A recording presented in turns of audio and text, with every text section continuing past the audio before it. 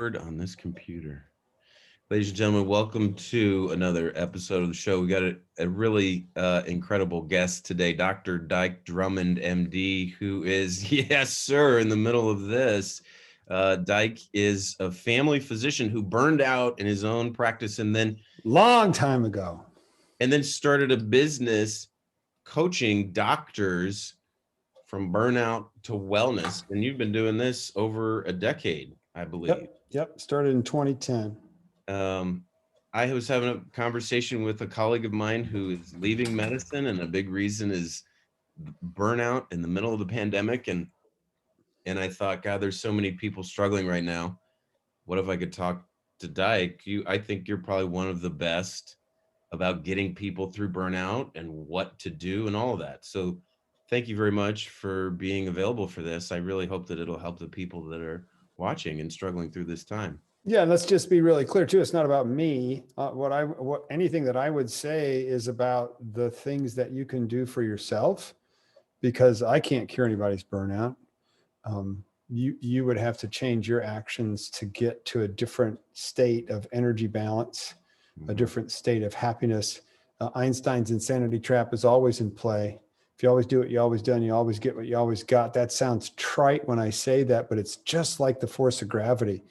If I drop something, it will fall towards the center of the earth, no matter what. Same thing with Einstein's insanity trap, and desperate times demand additional efforts to defend yourself. You and I were just talking before you started the recording about, wouldn't we just like, what did you say? Just a simple, straightforward, single mass casualty event that it takes place at one point in time. And then you're just cleaning up one thing, not an ongoing casualty event. A tornado, a hurricane, a mass shooting, right? 911, just one plane into one tower. Now that again, I'm not trying to make fun of that incident, but it's a point in time disaster. Boom, and we're cleaning up from that point forward, as opposed to the rolling wave. I remember when I first saw the movies of the tidal waves, I think it was in Indonesia a decade or so ago, and the people, all the water went out, right? And the people go, oh my gosh, what's going on? And they dance out into the tidal flat. And then the first wave hits, but then there were like 6 or 8 waves in a row, and everybody thought a tidal wave was just one thing. And here it came again and again and again. And right now, everybody's overwhelmed, especially your ER friends who are in the front lines.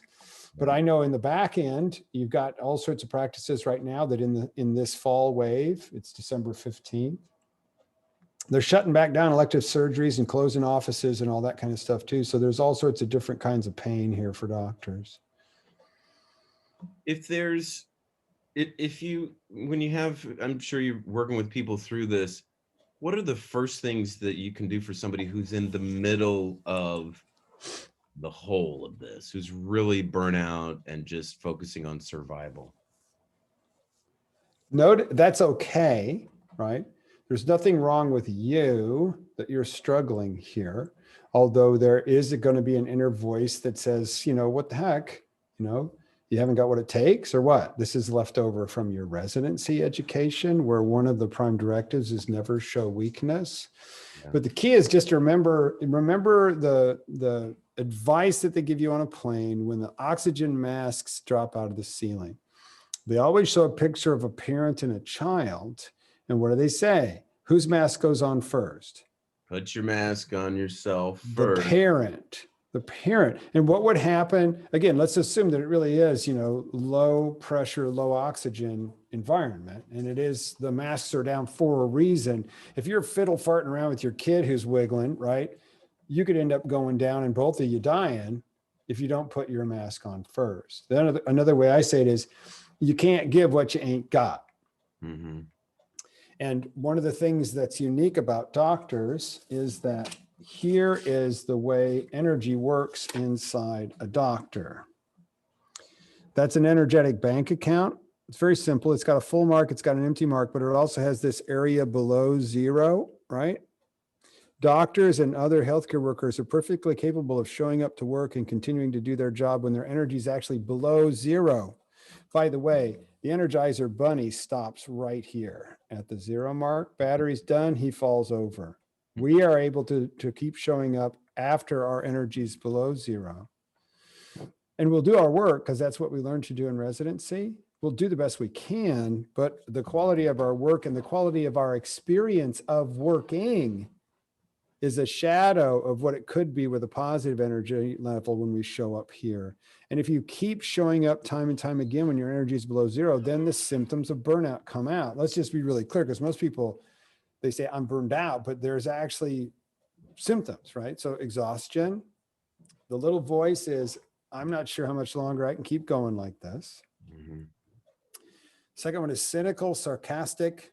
You start venting, whining, complaining about the people you're supposed to be serving. And the last one is, what's the use? Really not making a difference here. And so if you are exhausted, cynical, sarcastic, what's the use? Especially if you've got a little voice that says, you know, maybe if I'm lucky, I'll get hit by a car on the way to work today and I won't have to see patients. Get that one coming out. Wow. Yeah. People laugh about that.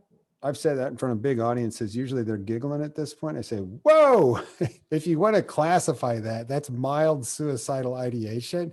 And you know what the real pisser is? You're not going to get hit by a car on the way to work, no matter how much you wish for it. I've never seen anybody yet who said, I said that and then I got hit by a car, you know, even though that might be what you're hoping for, right? So if you're feeling it, it's real. It's not about you, right?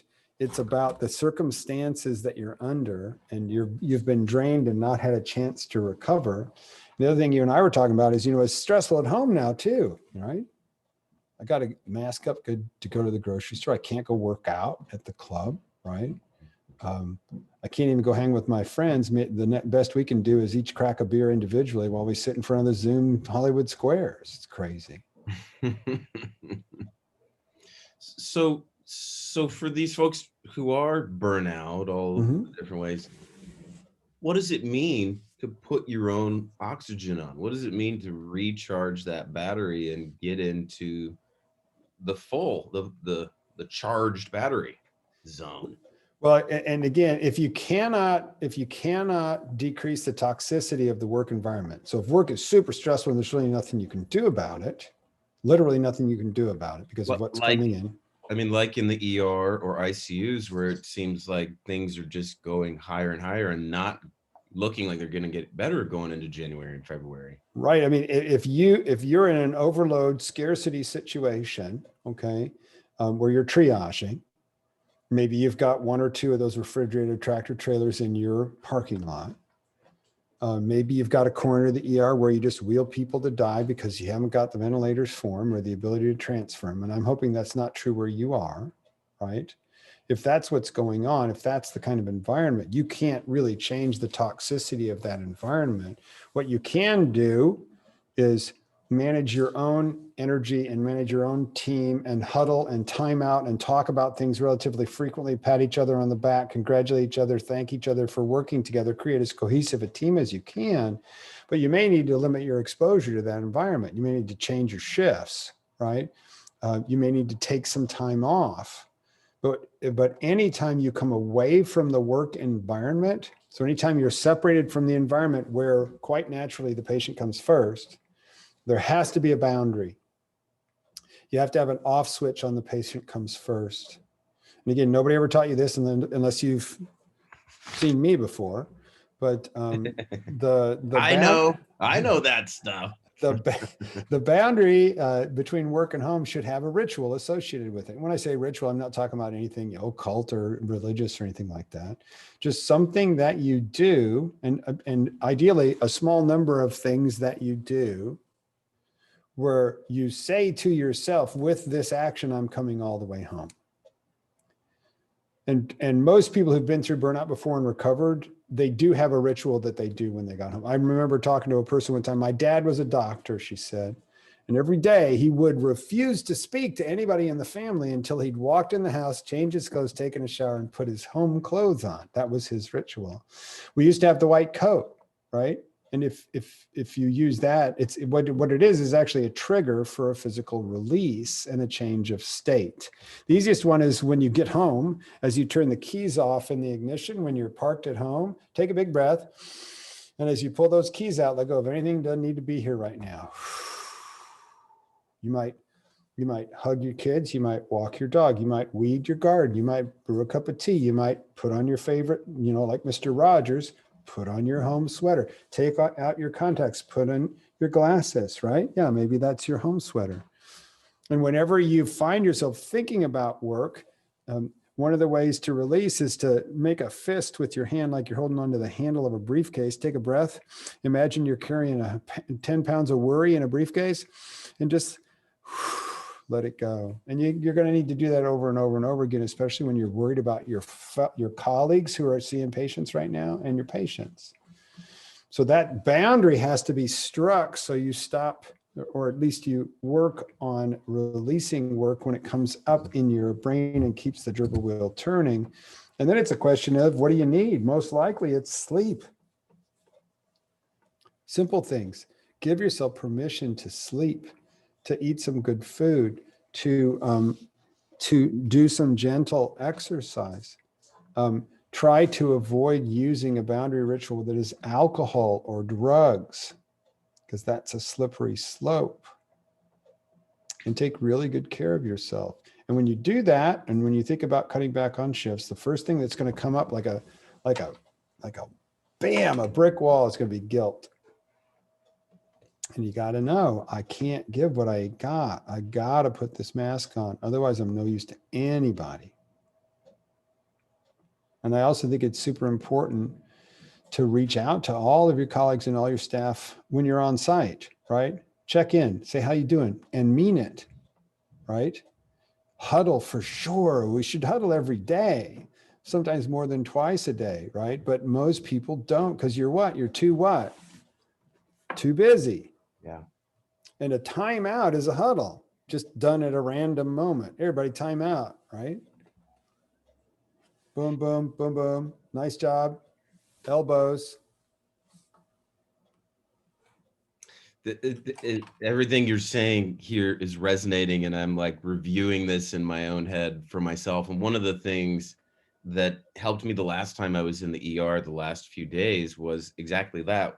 I would say it was two things. One was approaching the day with a sense of camaraderie with the nurses and all of the therapists and so forth in the ER that I was working with, kind of an us against them mentality, because we did, I worked on a Monday. Those are typically super busy. We have this added drive-through COVID testing, which adds 30 or 40% of, business on top of what we're already doing. And often in the busiest hours, and we can't change that. We just have to get through that. So, but it felt like, and as we were getting, but so coming in, I just wouldn't, how everybody's doing. And I agree, like checking in with people individually. How are you doing? And really caring about the staff that you're working with is huge. I think that goes a long way to good rapport throughout the day. But then just these moments where, just kind of declare it, hey, it might be busy today. We're going to have a good day. We're going to get through this. We're going to do it. It's going to be up and down. We might get rough, but we're going to stick together and we're going to do this. Just adding, a little bit of that camaraderie and getting through it together. Not only does it help them, it helps me, like it helps me to feel a part of the team. The other thing that we did that I want to echo about what you said about huddles, there's a lot of gray area about how we practice now with COVID. Like, who do we test? Who do we not test? Like, we can't, we don't want to just, at this particular site, we don't just want to test anybody that walks in because it's an ER. We might get too busy. And so did a huddle and brought together, I think it was maybe 4 or 5 nurses. And I said, okay, let's all get on the same page today about how we're going to approach this kind of patient who presents with testing, but probably doesn't need it from the ER. How are we going to do that? Got everybody's opinion. We all agreed on the way we were going to do it. And then we moved forward from there, which was great because there were questions every time. A lot of people were like, we shouldn't be doing this. We've got sick people. This is taking us away. But the point, again, to echo what you said about the huddle, was that was like an added stress on the day that was affecting all of us, affects me, it's added paperwork, nurses have to garb up and go swab them, and it's an additional burden to them. And so, for us to at least be clear about what we are and aren't going to do and factor in everybody's opinion on that, that was again, it like added to the camaraderie. It made that work environment that much better in a really difficult time that we can't change who's going to walk in the door wanting a COVID test, or how sick they are when they do. Well, and I would just throw in a couple quick things to your huddle structure. So to call a huddle, the best phrase to use is get on the same page. Everybody understands that. Nobody will fight that. And then to start your huddle with a big deep breath and say this phrase, let's just take a big breath and let go of anything that doesn't need to be here right now. Big breath in. Welcome to the huddle. What you're doing is helping them step out of the whirlwind with you, the whirlwind that is that day that has wrapped them up. Take a breath and step out of the whirlwind with you so that all of you can look together at the whirlwind, separate from the whirlwind, and plan what you're going to do differently. And if there's an added stress, or if there's a room out of order, if there's anything about your usual routine that is offline for that shift, you can talk about it. So for instance, in a family practice doctor's outpatient life, the thing that we would always forget to do, but was probably the most important thing for the day, was I've got these holes in my schedule. Here's how I want you to fill them, right? Mm-hmm. So talking about holes instead of talking about what you're going to do. Talk about the scenarios for what we do. And then if you start with the breath, you can either end with a breath and, big breath, let go of all this and let's go have a good day. By the way, having a good day is a choice that you make when you get up. Don't let it be determined by the first thing that happens to you, because what if you stub your toe? Then your whole day's screwed, right? Or you could have some sort of celebration. In good times, I would put hands in and go, yay, team. Maybe it's elbows. I don't know. Make it a little bit fun. People are usually dying for stuff like that. Yep. And you can turn the huddle into not only getting on the same page, but a little ritual of extracting yourself from the chaos together and then stepping back in again as a team. Yeah. As we're talking about this, I'm kind of looking forward to my next shift and just starting with that in the morning where we get a second. Usually it's not super busy in the ER first thing in the morning, and bringing people together, checking in, is there any questions, anything today, or we're not sure how we're going to do whatever. And then kind of, and the things that I'm looking forward to the most about that, this is kind of bizarre because in the middle of this pandemic, I've kind of been forced really to double down on these burnout things. And a result of it is I really like this camaraderie aspect, right, that I think I was neglecting more. And then, yeah, it's a shame that it takes a crisis to bring out this kind of whatever you want the work to be bonding, right? So, because just look, okay, what is an emergency room? Regardless of what you think of the judgment of the people that come in there, why are they there? They're there because they're sick, hurting, scared, dying, injured, shot, stabbed, crazy, overdosed. Yeah. And they're there because the healers are there. They're there that if something's going to happen tonight, because I need attention tonight, this is where we go. And these are the people we trust to care for us. It's a sacred beacon of light. And even though a bunch of terrible things happen there too, there's the opportunity for salvation that takes place every minute you're there. And it gets overwhelmed by the whirlwind of all the bullshit that happens in an ER too, and the risk that you're at for yourself and your family. But it is a space you could open in a ritual fashion every time you're there for a holy shift, right? Holy shift, man. And it doesn't necessarily have to take the survival mechanism of the pandemic to trigger that sense of amazement and awe and of mission and purpose. And every once in a while, you actually have one of those experiences where you are reconnected with why you became a doctor or a nurse in the first place. As you're talking about that, it's so inspiring, and it's easy to forget that kind of meaning. And it makes me wonder, it seems obvious as you're walking me through it. Making that kind of meaning and connecting with that has to be a treatment for burnout. Well, what it is it's a sign, right? So if what you're looking to do when you walk in there, what your automatic default inner voice is talking about is simply making it through the shift, you're in survival mode. Yeah. Now, survival is mandatory. And I would hope that you don't have people come into work in the ER and not make it to the end of the shift because they die. I would hope that that doesn't happen except on very rare occasion. Survival is mandatory. But when you go into the deer in the headlights, frozen, scanning the horizon, fight or flight reaction, it's really hard to see, mission, purpose, deeper levels of meaning in what you're doing. And it's a sign. Yeah. Right. One of the other signs is, and you'll see this sometimes, and again, a lot of the people that you meet who are patients, a lot of the people you work with are at their wits' end in survival mode. But another sign is when a person who's normally a fairly easygoing person is trapped into black and white thinking, right?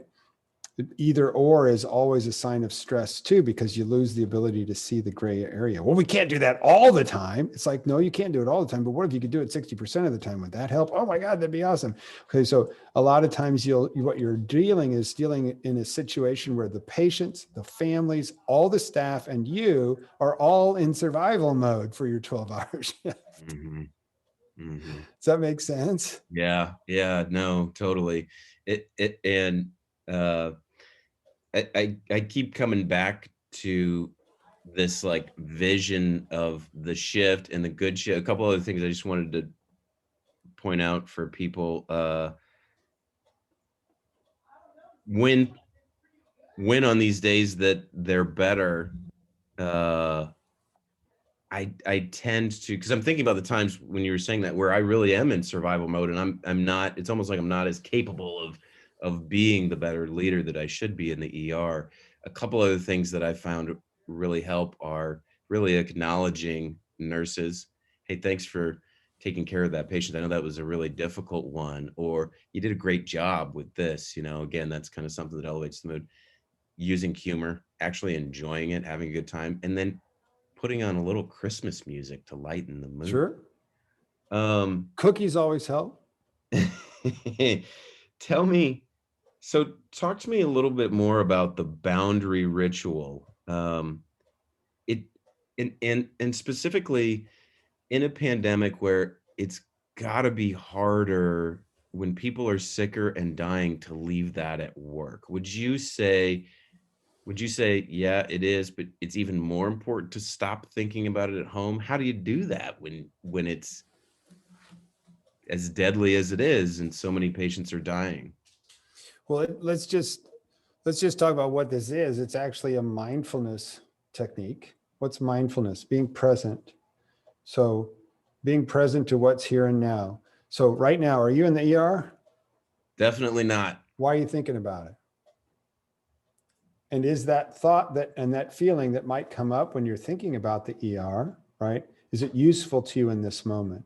Right now, you're thinking about the ER as a conscious act, a conscious intention to think about what's going on in the ER because we're having a conversation about it, and you're recording the conversation to give to your friends in an effort to provide some support and some tools that may be helpful to them. So this is a conscious act of recall and a conscious act of reimagining being in ER. But if what you were trying to do is rest, right, then thoughts of the emergency room and thoughts of something bad that happened in the emergency room wouldn't be supporting you unless you wanted to work through them. And it would be important to have a way to release it. Well, they call that a practice, right?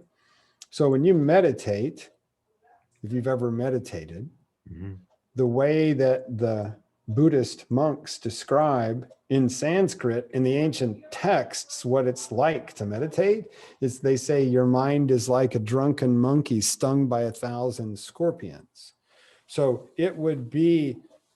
Mine feels that way sometimes. Well, that's what minds do. I talk about your mind being sort of like a radioactive material that is just spitting out things at random, gamma and alpha particles and things like that, right? You can't stop your brain from thinking, you can't stop your body from feeling. But what mindfulness is not quieting your mind, because that's impossible. What mindfulness is noticing what your mind's producing and deciding whether to release or grab hold of something. It's non-attachment. So what you'll find is that the worse things are in the ER, the worse you feel, the worse thing happened to you traumatically yesterday or the day before, the more that those thoughts and those feelings will come up when you're not at work. And the key is to have a mechanism to realize that that's, number one, that's normal. And number two, to release it. Mm-hmm. And some people do that through exercise. Some people do it through meditation. Some people do it by taking a big, deep breath, right? And what we have to do, since we chose to be light workers a long time ago, the fork in the road, right? You chose to go into medicine. You could have done anything else, like all your stoner friends, okay? But what we said was, put me in coach because I can take it.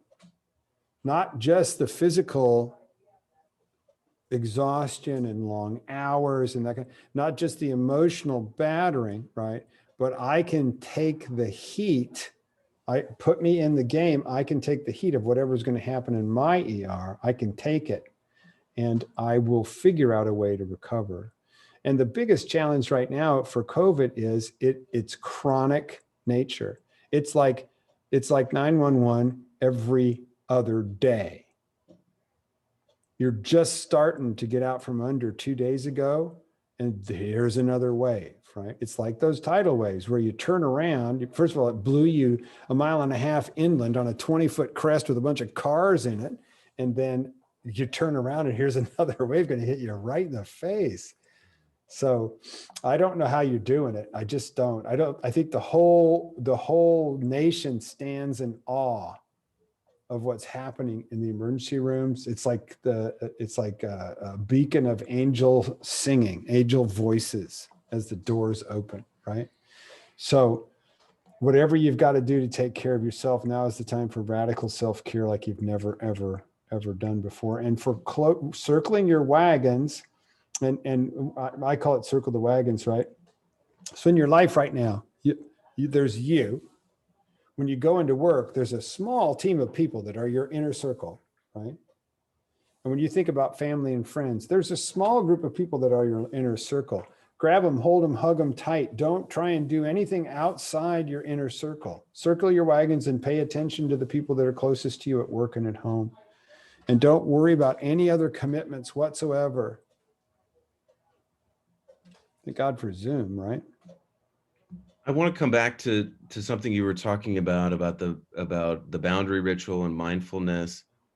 Do you advise people to not think at all about work, like 0 times, like really try to be mindful? Okay, so hang on a second. Stop thinking about work. Don't think about work. Larry, I said don't think about work. What are you doing? Stop thinking about work. Stop thinking about a pink elephant. Don't think about that. So the thing you can't do is not think about it. That's impossible. What you can is when it comes up, and it will, you can figure out a way to let it go. And when you're at home, as much as you can get away from it, you would say do that. Sure. Yeah. Unless thinking about work helps you rejuvenate and recharge and maintain your energy such that you're prepared to go back in again on your next shift. I would guess that most of us, it probably is rumination that is a drain, and like you said, is related to maybe guilt. I'm not good enough. This patient got worse, and whatever happened. It's normal. All of those things are normal. Guilt, shame, blame, right? Tears, mourning, anger. It's all in play. Some person you tell to put a mask on and they spit at you. Oh my golly. There's definitely kind of an added frustration and burden about kind of fighting this battle. Theoretically, it didn't have to be as bloody. People continue to what feels like it isn't personal, but it just often feels so like so many people are unintentionally against us, you know? Oh, it's definitely personal. The action that they're taking is personal, but the ramifications on the healthcare workers in their communities, I don't think they understand the connection. Yeah. How would you let's say somebody had a really tough case, a patient died, it really got to them, it's emotional. What do you say to somebody? How do you get through that? It's okay to have feelings. The one thing you don't want to do is reject your own humanity in those situations. Because one of the things that was a message when I was going through training, I'm 62. One of the messages was don't get emotionally close to your patients. Don't have emotions about your patients. If you lose one, get back in the saddle right now. Wow. Right. And so what I'll say is that if you have a shred of humanity left, a tragic case will cause feelings. And that's okay. Yeah. That's normal. Okay. That's normal. If you had somehow gotten yourself to the point where you would have no feelings about some of the things that you're seeing, what you've done is shut down your capacity for any emotion. So I always think about emotion being a pendulum, right? There's positive emotions like love and elation and that kind of stuff. And there's negative emotions like despair and that kind of stuff. And everybody's pendulum has a different range of motion. Does that make sense? There are Mm-hmm. some people who are pretty stoic, and stoic's a great word for it, right? When they're happy, it's hard to tell. When they're pissed, it's really hard to tell because they only go on like a 10-degree swing of that pendulum. And there's some people, when they're happy, you know it. When they're pissed, everybody's running for the corners, right? Yeah. And so if you've got yourself down to I'm an ER doc and you can exsanguinate from a ruptured aorta out your mouth in the bed while I'm watching, and I'll have no feelings about that, and you're 14 years old, okay, you can come in with a gunshot wound to the head, and your son could have carried you in, and I'm going to have no feelings about that. Well, if you're not going to go here, if you're not going to go to the negative side of the emotional swing and the impact, I don't know how you can go here either. Does that make sense? Mm-hmm. You've restricted the swing to the point where, from an old school physician perspective, don't get close to your patients, don't have feelings about your patients, get back in the saddle. You've been successful. But I think you're a walking emotionally wounded person by that point. I don't know that the message, at least when I trained, was that, but there was definitely not any attending to how do you get through this and maintain connection to your patients and heal yourself, forgive yourself, carry on and we just didn't talk about it. The focus again was like, what's the right medication to give in this place? How do you break the news to the family and the patient? How do you break bad news? How do you do that? It was kind of a very mechanistic, stepwise ABC, whatever. And there wasn't a lot of attention, to the inner this of maintaining that rapport and connection, even when bad things happen to the patient, when you lose patients and when it's hard and all Well, that. and it's a reflection of who you are as a person, that you believe that the goal is to maintain the connection, the rapport and connection. Because not a lot of people, that not everybody would think that, right? It's how you're wired, though. You see it now from your perspective as an experienced physician as something that you want to maintain, but you might not have been aware of that back in the day. No. And think too that when somebody's having feelings, I can maybe diagnose the feelings, but I can't treat them. There's no cure here, right? So I don't want to open a box where I can't put the lid back on it. Go ask him how he's doing. Are you fucking nuts? You know what? Let's get him in the room with the next patient quickly. Yeah, there's patients to be seen. Exactly. There's work still to be done. Sometimes you can't hit that timeout.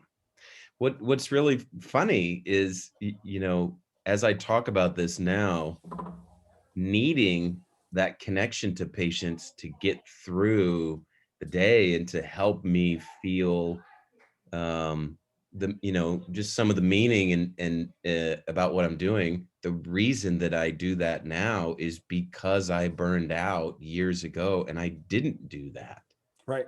And I've experienced practicing where when I do that, it's just so much richer. It feels Right. better. It's like a source of energy. And without it, that's a long day, and when I'm working a bunch in a row, that's not something I want to do a lot of. Well, and I think the majority of people have that wavelength. So let's talk about, it's a frequency you can hear. Like a dog can hear a whistle for dogs, the really high pitched whistles, because that's one of the ways they perceive the world and humans can't. I think that wavelength of connection and that wavelength of meaning and purpose is available to a lot of people. But I think there's a lot of people that learn to shut it down just because it's too damn painful along the way. And I'll also say that you don't really know how to take care of yourself unless you've been through burnout at least once. Yeah. Because that pain is what gets you to stop and change what you're doing. Yeah. And everywhere with physicians, because if patient comes first and never show weakness, anytime you try to take better care of yourself, there's always big walls of guilt and shame. And I'm abandoning what about I have to go in, what about the patients? What about my colleagues? When it comes to, not necessarily in these pandemic times, but when it comes to a job where you find yourself sticking with a job that you know is a shit job, because you're thinking about your colleagues and the patients, that who's going to see them if I don't show up. I always conduct this thought experiment. Well, what if on the way into work today, you got in a car wreck and you broke your pelvis and you couldn't go in? What would they do? And most people will really quickly get to the conclusion that they're going to find somebody to see those patients real quick if I can't go in. Now, this doesn't apply to pandemic times unless you really can't go in. You really can't imagine taking a shift right now. And then the other thing I want to be really sure is that people understand how to reach out to colleagues that are in distress. Because a lot of times it's easier for you to see the distress of a colleague than it is for you to recognize it in yourself. Under normal circumstances, it's so much easier to see people go in and out of survival mode at work rather than see it in yourself when you look in the mirror. So I usually recommend, if you're reaching out to a colleague who is a doctor or who is a person on staff and you're a doctor, that you would approach them quietly in a private moment where nobody else is listening to what you're saying. And if you're a doctor, start like this. Hey, Larry, is now an okay time to talk? Can I get a few seconds? And you're going to say, Sure. What's going on? well, first of all, Larry, I'm going to take my doctor hat off here, and you have to use your hand. I'm going to take my doctor hat off here. This is just you and me, heart to heart. I've been watching you, brother, and I'm concerned. How are you doing? To which 99% of the time you're going to get, I'm fine. Yeah. And you have to be ready for, I'm fine, or you have to be ready for some people actually to be upset at the question. And I guarantee you, if they're upset at the question, they're not fine. What are you suggesting? Something? What, did I screw something up, or why are you asking this? Larry, it's just, I'm trying to take really good care of the folks that I work with because I know how difficult this time is. This isn't me as a doctor. My hat's off as a doctor. This is just me as another human being. I'm going to check in with you now and again, brother. I'm just concerned. Okay. It's tough times. I want to make sure that we're taking care of each other. Well, I mean, it's the pandemic. I think it's hard on everybody. Mm-hmm. Yep. And so when you're reaching out like that, and we're timeout right now, when you're reaching out like that, it's okay. You have to be willing to accept that you might get a real big brushback. I'm fine. What are you talking about? Go talk to Cheryl. She looks like trash, right? So you have to be ready because that's that person's never show weakness programming. Yeah. But what you've done is give them a reality check, and you've given them a message of support. And I'm going to encourage you to be persistent in that. As long as I'm still worried about this person, I'm going to go back to him every other week or so and do the same thing. Take your hat off. This is especially important if you have a named leadership role. I'm the facility medical director. I'm taking that hat off, right? Use your hand, make the state change, show them the state change and the energy change. Mm-hmm. And what you do, if you do this, and sometimes it'll take you 6 months and you might've talked to them 20 times before they open up on you, especially if you're a guy and they're a guy. Let me say that again, especially if you're a guy and they're a guy. But over that course in time, what you've said is, I'm awake, I'm concerned, I'm here, I got your back. And that's what's important, is for them to know they're not alone. And the reason this is so important is you'll never be able to stop all physician suicides, ever. Mm. 2 reasons. We hide our distress really well, and we are expert in the anatomy and physiology and know how to kill ourselves better than any other people on the planet. But what you can do is promise yourself, I will reach out, take my doctor hat off, and ask how people are doing with anybody that I'm concerned about. And everybody's concerned about somebody right now. So go talk to that person. As you're saying that, I'm scanning through in my mind, like, okay, who should I send a text to and just reach out, and just reach out to like that. That's really intense to think and talk about physician suicide. But let me just be really clear. I am not by any means a lightning rod for suicide. There are other people who are sort of an informal, Pam Weibel is sort of an informal record keeper of physician suicides. There's networks all over the country that funnel reports of unreported physician suicides to her. I just bump into people now and then who want to talk about burnout prevention. And I know of 10 physician suicides this year in 3 clusters. And there seems to be some strange number where CEOs start looking for help when the suicide number in their organization hits 3. Why 3? I have no idea. 1 could just be random, but then 2 can be swept under the rug. 3, you kind of can't deny that. The rug's too lumpy. I don't know. 1 is in the Inland Empire, the LA basin. 1 is in Seattle, and 1 is in Connecticut. Wow, all over.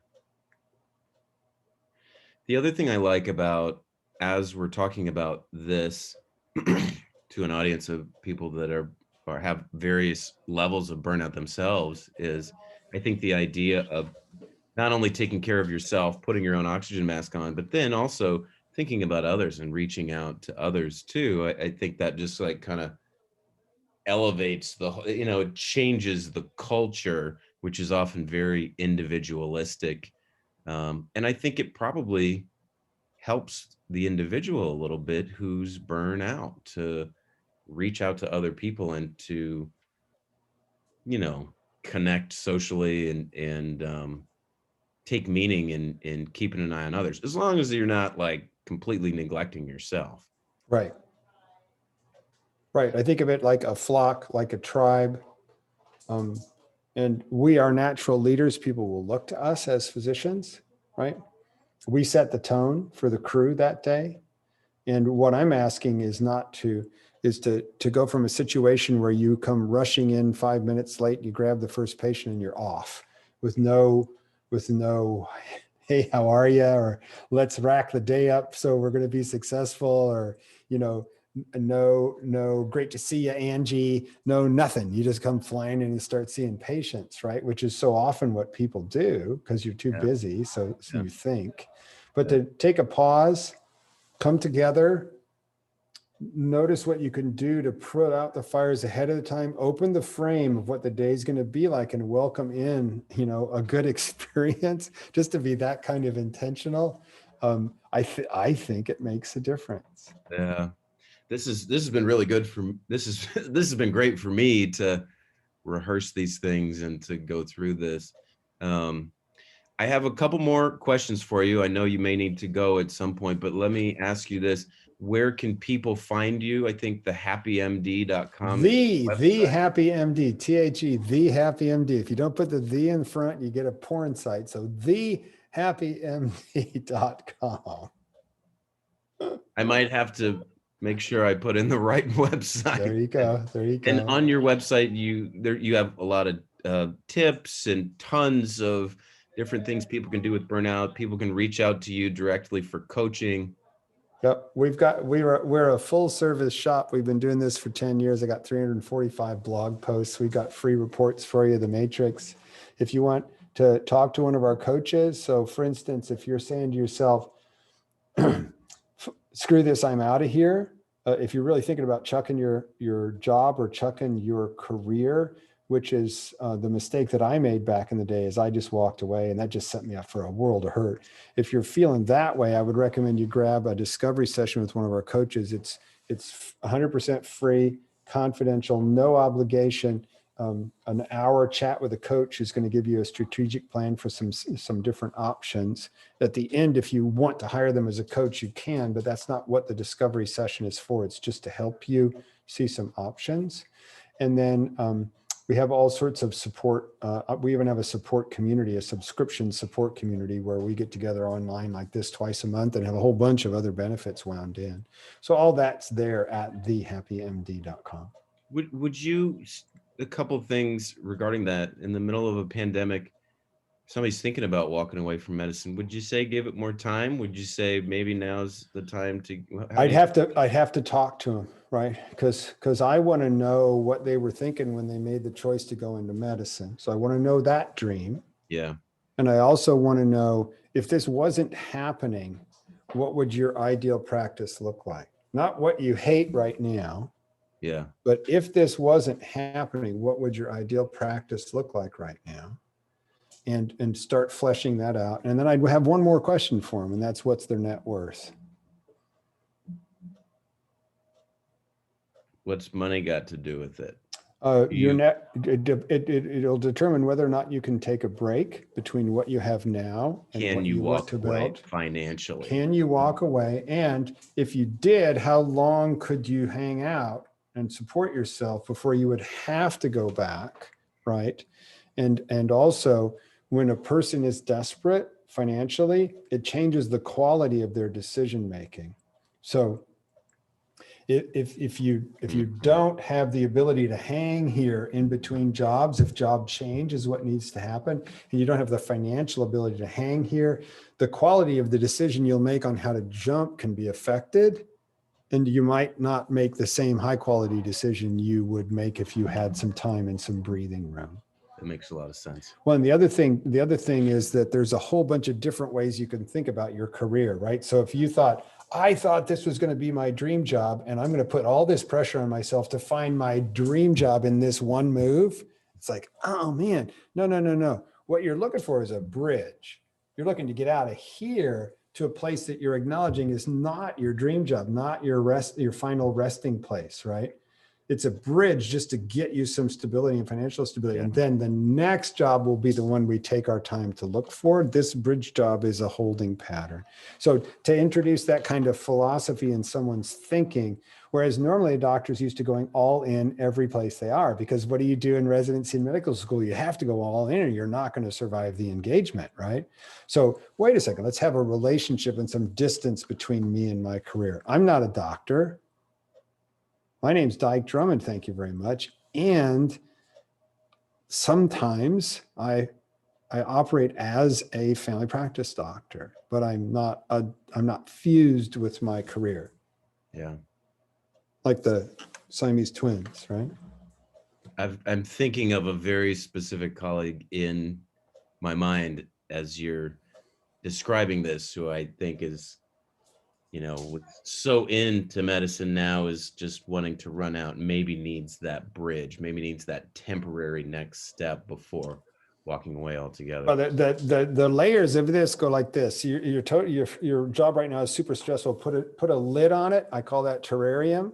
So terrarium, you put a lid on the aquarium and it supports itself. So go in and do your work. Don't put an extra ounce of energy into it, but do a good job of your documentation and your patients. And then terrarium that while you look for a bridge. Oftentimes a bridge is going to be something like locum tenens. Yeah. But it's going to be a position where nobody is under any impression that you're going to stay here long term. It's just a way out to a stable platform. And then really take your time. We have a whole training about how to do job search. Really take your time to find that place where you can plant your seeds and hopefully grow some deep roots and stick long term. This stuff is really good. I know you know that, and I know that, but I just want to emphasize that for the folks watching this. This is a very special treat. Well, and all learned the hard way, right? So, yes, I burned out in my practice, and yes, I had the experience I had, but now we've worked with tens of thousands of people. So I've seen all sorts of macro patterns amongst all different specialties about places, there's a whole bunch of ways to do this wrong. And there is a path forward though, no matter where you are. Just don't kill yourself. Are you ever going to write another book? You wrote the book before, what was it? Prevent Physician Burnout? Stop Physician Burnout. Stop Burnout. I love that book just because I screwed up the title. I actually all love I'm going to do is I'm taking what has been the live training I've done 300 or 400 times and turning it into an online course. I actually have hired a new videographer. I'm decked out to do some video today. and looking good. And I'm going, thanks. And I'm going to update the book for 2020. And so I'll relaunch the book and I'll launch the training in the first quarter of next year. Let me know when you do. I'm interested. Can I ask you 2 more questions and we'll wrap up? Yep. The first question is, and we've kind of dug in a lot to the individual person and the experience, but to take a step back, I'm curious what you've observed big picture systems wide on this, especially in the pandemic, and what are some of the things that we can structurally change in medicine? Like how can we make the system better to minimize the burnout and the stress and all this stuff? That's a whole nother body of work. But what I'll say is that there's a fundamental disconnect and a fundamentally different way of looking at things, depending on whether you're a frontline provider or a person in the C-suite. And the challenge in the C-suite is that this is a business. And the challenge in the C-suite is that C-suite people can delude themselves into thinking that they can understand what's going on in their organization by only looking at spreadsheets and sitting in meetings inside the ivory tower. Yeah. So fundamentally, even if some of the people in the C-suite were physicians at one point in time, unless they have a regular habit of weekly rounding and shadowing on people in the front lines while they see patients, they have no idea what's going on in their organization. Operationally, they don't know, and culturally and morale-wise, they have no idea. And so what you have is sort of a disconnected every man for himself, every person for themselves in the front line. Like I said, to create the huddles, to make sure that the people working with you today and you are healthy as possible, taking it into your own hands, doing it for yourself and your people, because you cannot count on the organization to do any of that for you. And they will do things only when motivated by the numbers in those spreadsheets. Yeah. Under normal circumstances. And I'm going to go 80-20 here. 80% of organizations are that. Of the 20% that are left, I would say less than 10% of organizations actually understand the power of culture. Even I've been talking to you right now about culture and leadership style. That's all I've been talking about. It's a holy moment. For me, it's a holy moment when I open my eyes in the morning, I'm still here, right? Mm-hmm. So, and it's not like I'm that old, but I know I'm on the far side of halfway. So most organizations don't understand that. And if I ask them, I'll say, do you believe that the health and well-being of the people providing care has anything to do with the quality of care they provide? Do you believe there's a connection with those two things? People say, well, duh, sure. I say, well, show me on your profit and loss statement the line item in the budget devoted to your wellness program. What are you talking about? Okay, is there a reason you don't invest in the health and well-being of your people? That's my line of questioning these days, right? So you'll only find about 1 in 20 organizations that actually invest in the health and well-being of their people. And most of them are building it from scratch and only started a year ago. I've been doing this for 10 years. Yeah. 175 organizations. I can show you pathways that work, but there is not the will at the level of the leaders these days. Or if they have the will and they're willing to spend a little bit of money on a wellness initiative, oftentimes it's in a larger academic center who will only build from within. And so they're starting out from scratch and reinventing the wheel in multiple different places at once. Yeah. But ultimately, what has to happen is somebody has to ask the question about every aspect of operations They have to ask the question, if we do it this way, if we do this thing this way, what effect does that have on the health and well-being of our people? So let me give you a for instance. How do you log into your computer at work?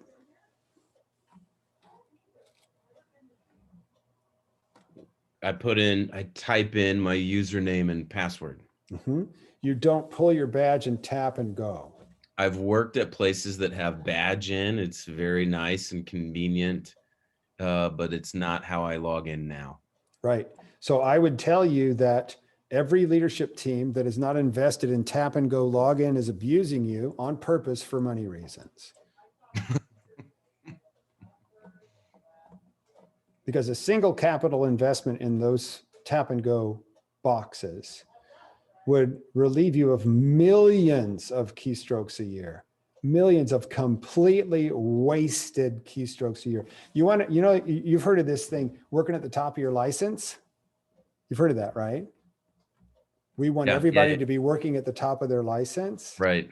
Well, I'll tell you how you can tell when a doctor's not working at the top of their license. It's very simple. They're touching one of these or they're using this. Because anytime the doctor's in the computer, they are not seeing patients. They're not diagnosing and giving orders. They're wasting their time. So if you don't have a scribe, if you don't have tap and go, are you with me? Absolutely. If you don't have adequate trained staff. I'm writing it down. I can tell you that what they'll say is that, well, that would cost more money. I say, well, let's run the experiment and see if putting a little more investment in staff and support gets you a financial return on that investment. Sometimes hard to demonstrate that, but that would. It's not if the project is small enough. Mm-hmm. See, what people will do is they'll bullshit you with, well, we can't do that for everybody. I'm not asking you to do that for everybody. I'm asking you to do that for me and my 3 doctors over 3 shifts this week. Can you do that? I see. An experiment. Because in healthcare is the worst industry in the world for what's called R&D. What's R&D? That's you doing shit you never done before. What's Google's R&D budget? It's like 30%. That means 2 days out of 5, these people are just farting around and they've got orders to do something they've never done before, just that they might come up with something cool. When do you ever do anything like that in healthcare? Yeah, that's how you innovate. Right. So the most egregious abuse of staff everywhere is long username and password, keystroke entered, log on that logs you out every 15 minutes. You can make an estimate. You can sit right now in just your department in just one shift and make an estimate of the number of login keystrokes that occurred on this shift alone. Again, all completely and totally wasted because the option is just tap and go. The other option is 0. But you're making us type 15,000 keystrokes into these computers per shift because you're not willing to invest $15 in 0. I just want to punch you right in the face. One place, actually neither, is one login. One place I log in to open Windows, and then it takes 3 other logins where I log into the orders, I log into the tracker board, and I additionally have to log into the X-ray software. So it's not 1, it's 4 every time Windows goes on screensaver. Right. And so if you say the EMR sucks and the CEO disagrees with you, no, the EMR allows us to do blah, blah, blah, blah, blah. If that CMO just sat next to you while you logged in once, they would get it. Yeah. But they don't. And so here's the key, though. This is a deal with the devil. You don't have to work where you work. You signed a contract, said you were going to live in this system. Every day when you walk in and punch the clock, you've agreed to live in somebody else's job description. Because I guarantee you, you didn't sit down and write your own personal ideal job description and come up with where you work right here as a perfect match. Mm-hmm. You accepted the deal with the devil. And the way I see it is the job's a round hole. You're the square peg and you're signing the contract, gave him a big mallet. They're just trying to get you in that round hole. Now you can negotiate. You can say, what I'd really like to do, me personally, is get rid of this damn login thing. And you can negotiate with your boss, right? And you can run a pilot project and maybe you can get a little bit of traction, a little bit of wiggle and make that square peg fit in that round hole a little easier, right? But the thing that goes out the window first, when you're burned out or when you're overstressed or in pandemic times, when you're just hanging on by your fingernails, the thing that goes out the window first is any thought of change and innovation and doing things differently and things like that. Yeah. It's only in times when things are calmer that you can sit, get yourself out of the whirlwind, big breath, out of the whirlwind, and take some time where you would plan what you would do differently next shift. Yeah. But ideally, what you've got is no doctors touching this or this. And we could keep going forever, Larry, but I got we could. This has been incredible. I could go on forever. Like, this has been really good. It's got my noodle. Well, and the other disconnect wheels turning. The other disconnect for you in your business model, I'm not sure how many people who are listening have this same business model, where you're a third party that brings in the docs into a hospital's emergency staffing right? Company, essentially. Yeah. It's even more important to connect with those people every day, because structurally there's a disconnect between you. You don't work for the same boss. Does that make sense? So the huddles, cookies, whatever it is that's your special sauce, right? I worked with a guy one time that was a CMO of a big children's hospital. He made a habit once a month, he would show up at 3 a.m. and give hot cookies to the night shift. Wow. And when he was coming down the hall with those cookies, it's like that opening scene to Austin Powers where he's in the front of the marching band. He's here with the cookies. Exactly. I don't know how I can't even imagine it. I can't imagine. Right. But notice how simple it is. Everybody likes cookies. Well, what about the night shift? Oh, hell, I'd have to get up in the middle of the night. You're damn right you would. Just like they do all the time. Okay, close us out. You've got top 5 things you would say. I know this will be repeating some of what we've said before. You've got the quintessential burnout person right in front of us. The Dike top 5 for getting through this right now, this pandemic for the healthcare worker.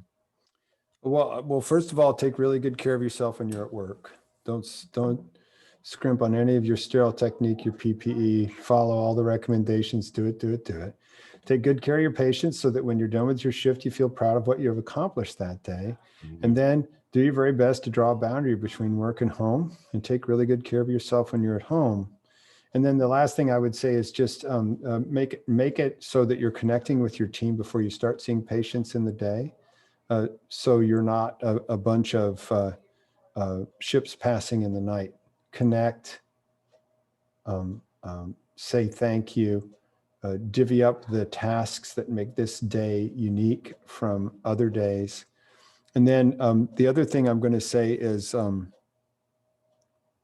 the other thing we all have to do when you've dropped into scarcity or triage mode, where there comes things in the day that you want to do for a patient that are physically impossible because the resources are not available, right? So a ventilator is not available for this patient, no matter how much you may want it. Yeah. What we have to do is differentiate the best possible outcome from what's the best possible outcome under these circumstances. And you have to forgive yourself for this gap too, right? If you can't save him, you can't save him. It's not that you failed, it's that it wasn't possible today. You did the best you could with what you had. And it wasn't possible. It was denied to you because it wasn't possible because of scarcity and triage. And that, by the way, is the definition of this thing, moral injury. You know what you want to do and you can't achieve it.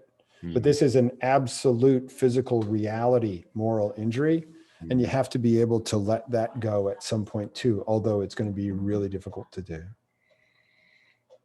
And one of the ways to let this go is to process it and talk about it with other people who are feeling the same things, Yeah. rather than continue the code of silence. Yeah. Good stuff. Great stuff. Dr. Dike Drummond, thehappymd.com. A lot of tools. People are interested Yeah, in working with you. it's called thehappymd.com, but most of the time I'm just pissed off. That's your ideal self. It's a good one. That's I think what so many of us are still hoping to work toward every day. Well, and one of the things that becomes impossible in these pandemic times, again, because of the nature of the crisis, right? I mean, tornado, hurricane, terrorist event, you can still have a beer with each other. You can't even have a beer with each other these days, right? Yeah. So that connection and human contact and camaraderie and everything being off the table just makes this even more cruel, even more cruel. Hang in there, everybody. Merry Christmas.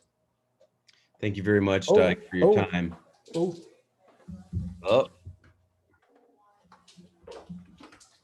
Oh, what do we got here?